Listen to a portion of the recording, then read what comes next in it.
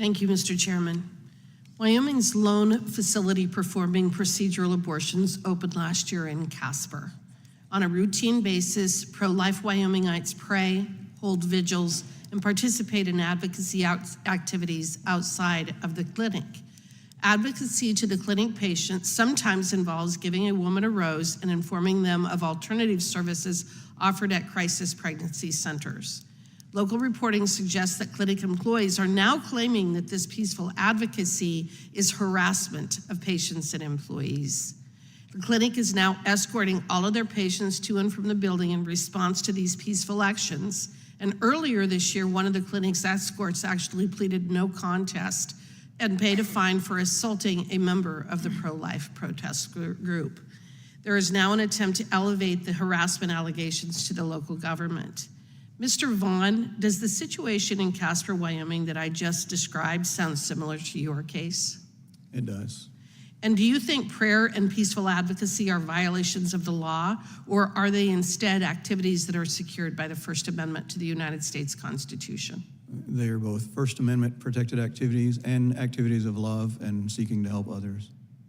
Have you experienced these attempted mischaracterizations of your peaceful activities as being criminal or violent in some way? Right here in this very hearing. We heard it just today from the member of the ranking member on the Judiciary Committee. Could you please explain and clarify what happened in your circumstance? Thank you for the opportunity. I was not sitting at any door. I was not standing in any door. At no time did I block anyone. My only activities were praying and talking with the police officers and relaying messages back and forth between the two parties. Okay, and do you think that the pro-abortion individuals who seek to misrepresent lawful activity as violence, that they're doing so because of the current administration's misapplication and unequal enforcement of the FACE Act? I think there's an element of that. I think as a nation, we need to be able to communicate. And as long as we sit here looking at each other face to face and we're not able to communicate and honestly represent facts, what hope is there for the news to get actually out to the people at the clinics? And I would just add that the people going and seeking abortion, as Ms. Escobar told her story, that is a tragic thing. And if they stopped and talked to someone out at the clinic, what they will find is loving help and people that would take them to a crisis pregnancy center or offer some other solution to help if it's possible. And if it's not, then they would find someone that might pray with them and encourage them.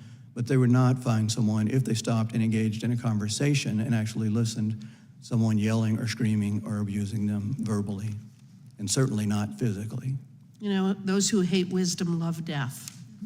And I think that that's part of what we're dealing with here. And I think that goes, Ms. Hawley, to your statement about how you find it so utterly bizarre that crisis pregnancy centers have been the target of protests and activities and vandalism, when all it is that they're offering services and support to individuals in need. And I'm with you. I think it's such a bizarre target, but I think it demonstrates that this isn't necessarily a discussion about the FACE Act or the First Amendment or protecting constitutional rights or civil liberties. I think that there is a pro-abortion agenda that has been pursued, especially by this administration, that doesn't make sense. And I think that the abuse of the FACE Act is an attempt to criminalize the free thought and the ability for people to, as you say, peacefully protest.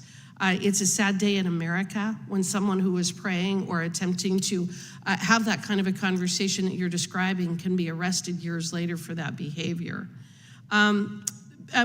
Based on your experience with the FACE Act, Mrs. Hawley, do you think that the pro-abortion community is aware that the Biden-Harris administration is selectively applying the FACE Act against the pro-life community? So I think it probably is, and I would point you to several press conferences that the Attorney General Gupta held.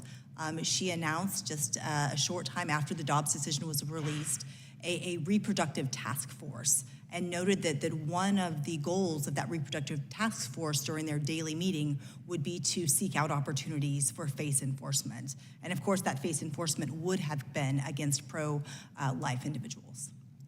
Is praying outside an abortion facility or offering women information on alternative pathways and options for their pregnancy a violation of the FACE Act? It should not be, no. And to your knowledge, would that violate any federal law, what I just described? Not consistent with the First Amendment, no.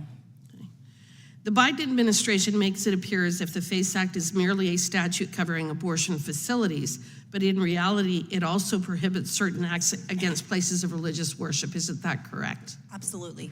So has the current administration, Attorney General Garland or Assistant Attorney General Kristen Clark, prioritized protecting religious places of worship, especially in the wake of the anti-Semitic violence which has occurred in the wake of October 7th? And the gentlelady's time has expired, so you may answer the question and then we'll move on. Thank you, sir. Not at all. The Family Research Council identified 436 attacks on churches and houses of worship just in 2023. There have been zero prosecutions under the FACE Act for that violence and threats. Well, thank you, and thank you for your indulgence. With that, I yield back.